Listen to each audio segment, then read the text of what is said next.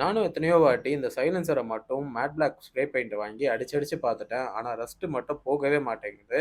திரும்ப திரும்ப வந்துட்டே இருந்தது. ஸோ இந்த வாட்டி டோட்டலாவே ரிமூவ் பண்ணிட்டு, சைலன்சர வந்து எமரி ஷீட் போட்டு டோட்டலா தேய்ச்சு, பழைய பெயிண்ட் எல்லாத்தையும் ரிமூவ் பண்ணிட்டு, அதுக்கப்புறமா ப்ராப்பரான பெயிண்ட் அடிக்கலான்ட்டு முடிவு பண்ணிட்டேன். பழைய பெயிண்ட் ரிமூவ் பண்றதுக்கு 320 எமரி ஷீட்ட போட்டு தண்ணீல போட்டு ஃபுல்லாவே தேய்ச்சுட்டேன். ரொம்பவே கஷ்டமா இருந்தது. வரவே இல்ல. அதுக்கப்புறமா எவ்வளவோ என்னால முடிஞ்ச அளவுக்கு தேய்ச்சு, இந்த அளவுக்கு பெயிண்ட் எல்லாத்தையுமே ரிமூவ் பண்ணி எடுத்துட்டேன். ஸோ இதுக்கு நான் யூஸ் பண்ண போற பெயிண்ட் சாமுராயோட ஹை டெம்பரேச்சர் பிளாக். ஸோ இந்த ஹை டெம்பரேச்சர் பிளாக் யூஸ் பண்றதுக்கு மேஜர் ரீசன் என்னன்னு பார்த்தீங்கன்னா, இது 650 ° செல்சியஸ் வரைக்குமே ஹீட் ரெசிஸ்டன்ட்டா இருக்கும். அண்ட் பெயிண்ட் எவ்வளோ ஹீட் வந்தாலுமே கிராக் ஆகாது அப்படின்னு சொல்றாங்க. அண்ட் டோட்டலி சாமுராய் பெயிண்ட்ஸ் எல்லாமே பார்த்தீங்கன்னா, லெட் ஃப்ரீ. ஸோ நம்ம ஹெல்த்துக்கு எந்த இஷ்யூஸுமே வராது. சாமுராயிலேயே one of the top selling ப்ராடக்ட்டா அந்த ஹை டெம்பரேச்சர் ஸ்ப்ரே தான் இருக்குன்னு சொல்றாங்க.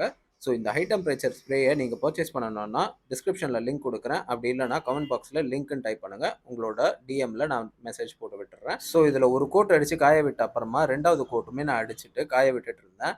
அந்த கேப்பில் என் ஃப்ரெண்டு போய் அவனோட ஃபிங்கரை வச்சு காஞ்சிச்சான்னு செக் பண்ணுறதுக்காக பார்த்தான். அதில் தம்பு இம்ப்ரெஷன் ஆகிடுச்சு.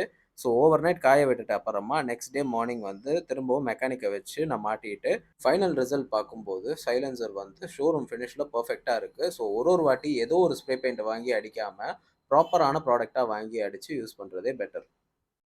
இந்த வீடியோ உங்களுக்கு பிடிச்சிருந்தா தேஷ் இன்சைட்ஸ்க்கு லைக், ஷேர் அண்ட் சப்ஸ்கிரைப் பண்ணிடுங்க.